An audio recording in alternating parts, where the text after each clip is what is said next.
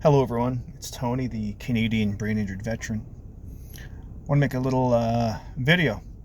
Yesterday was the 26th anniversary of me going to prison in '99 for a crime I never committed. I was the guest of the Queen for 10 months, and then at my trial all the charges were dropped because it turned out my alleged victim was an illegal immigrant who's done this to 11 other men, and we could prove all that. So let's go back to the beginning. Moved to Ottawa in '98. Was there for 10 years. Got a job in high tech company called JDS Uniphase making fiber optics in '99. It was all great. Things were great. Work was interesting. Good bunch of people. I drove motorbikes back then, and it was getting late in the year, so I was walking to work. I didn't live that far away. I lived at the corner of Russell and Saint Laurent in Ottawa. Some of you know it as a Little Mogadishu. So I was walking home, and one of the ladies I worked with, just leaving the parking lot, stopped and offered me a ride home. And I don't mix business and pleasure. I never have, so I politely declined. The next night, the same thing happened, but it was much colder, and not thinking, I took the ride with this young lady. We get to my apartment, and she asks if she can come in, and I politely tell her no. She then asks if she can come in and see my roommate, and I politely tell her no. I leave the car. Next day, I go to work. I work the night shift, by the way. Next night, I go to work, and my boss, Ray Hassalam, hey, Ray, he tells me I'm suspended without pay, and he can't tell me why, and I tell Ray to go fuck himself. I don't really like this job, and I go to see my girlfriend that I just started dating. This would be October. Late September, early October, I started dating this girl. So we've only been together a few weeks. I go to her place for a few days, and I hang out there, and I come home, and I live on top of an 18-story building, top floor, so there's this guy dressed in black at my door. His name is Brian Card from Ottawa PD. Nice guy, actually. Told me I was under arrest and asked if I had any firearms, and I told him no, of course, I don't have any firearms. He asked my roommate had any firearms. I said nope. He told me I'm under arrest for threatening to kill my girlfriend, and I'm like, Chantel? He's like, no, Jean. I'm like, Jean's not my girlfriend. Well, that's not what she says. So under Ontario law, I believe it was at the time, victims are never questioned at all. Basically, the word is taken as gospel, and the man is arrested. I'll get into this a little while later.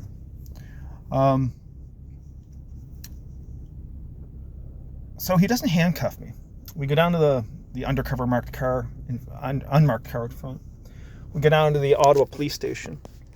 Now here's where things get interesting. I'm being booked, and it's all audio and videotaped, by the way.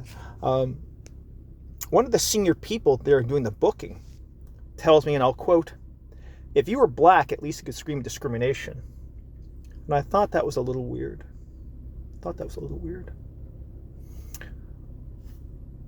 So I hire a lawyer named Ron Boxhall, and Ron never shows up to my bail hearing. So I get denied bail.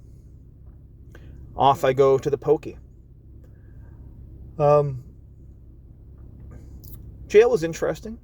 The holding facility in Ottawa is, I give it a 3 out of 5 stars for comfort. All the sex you want and don't want. By the way, I've never seen any of that when I was sitting in jail. A lot of drug smoking. The guards are bringing all the drugs in. Then guys would leave a kite on the floor, a note, let the guard know where he picks up his money. I don't know if it's prepaid. I don't know how they worked it out. I don't know. Not my thing. 10 months later, we're getting ready to go to trial. My lawyer hires a private investigator, finds out this lady has done this to 11 other people. She's a frequent flyer. And so we have my 11 coworkers, because I worked with 12 people, and she was one of them. So we had my 11 coworkers, because allegedly this happened at work. We had the private investigator and all of his notes, and one of her former victims, a man she punched in the face while working at JDS Uniphase because he would not sleep with her. And she also called the police on him. And so we had all this, and they had her statement and her statement only. So the Crown comes over just before the judge comes in and says, if you talk to my lawyer myself, says, if you plead guilty, we'll give you 2 years less a day. I looked at my lawyer. I said, no, we're going to trial. I said, I'm not guilty. We're going to trial. Crown comes over to their desk, they sit down, they get back up for a second. Whoever said, all the charges are up, don't go to the media, we kind of fucked up. This giant red light was flashing in my head. I was like, something seriously wrong here. Now, I do have a bit of a history with the police. I've never been convicted of a crime. But I don't trust the police, and I have reasons for that. I won't get into that today. But as I'm high-fiving my lawyer and my witnesses in the Ottawa courthouse, this crazy bitch is screaming, I'm going to get you, I'm going to get you, while literally clawing at her face. Literally clawing at her face. And I asked my lawyer, I looked at my lawyer, I said, why isn't there a taser on her neck? And we just walked out of the courtroom. About a year later, I bump into the arresting officer, Brian Card, at a Tim Hortons on Eagleson Road in Ottawa. And his eyes are the size of truck tires when I walk up behind him because he thinks I'm probably going to stick a knife in his neck or something, but I'm not a violent person. And I sit down, we have a chat, probably for close to an hour. I drank a few coffees. And he told me that if a woman in Ottawa lodges a complaint, we have to come pick you up. There's no investigation. And I said, did you know she was illegal? He said, yeah. Yeah, but we can't say anything about that because it's not in their... Yeah, they can't. So, that was my stint in prison. Is it all musicals? A black guy in a wheelchair singing musicals in the shower while giving blowjobs? No, I didn't see any of that. I did see, the only thing you're allowed to own in jail is the same thing we're allowed to own in the military. A plastic Melmac cup. You guys remember that? I'm aging myself here a bit, but... And I watched a guy sharpen the bottom of that against the concrete walls in the prison. You're in ranges of 24 bunks. It's very odd to describe it. It's 24 bunk beds. At small table, two toilets and a shower stall. No doors, of course. There's no privacy in prison, by the way. Really messed up experience. Thankfully, there was a couple groups that helped me out. One was the Coalition for the Wrongfully Accused in the Ottawa Men's Centre. I don't think the Ottawa Men's Centre is still running. I know a lot of feminists want that place shut down. They're for fathers' rights, men's rights. Believe it or not, as a man, you have rights. In September of 2003, I received a 6-figure out-of-court settlement and a 5-year non-disclosure agreement for not talking about what happened to me. There are tens of thousands of men. I'm willing to suspect 100,000 men easily like myself who went to prison for a crime never committed. My saving grace was I could afford a lawyer, and I hired a very good lawyer. Sorry, Ron, you didn't show up, buddy. I'm sorry. You showed up late when I was in jail. It's unacceptable.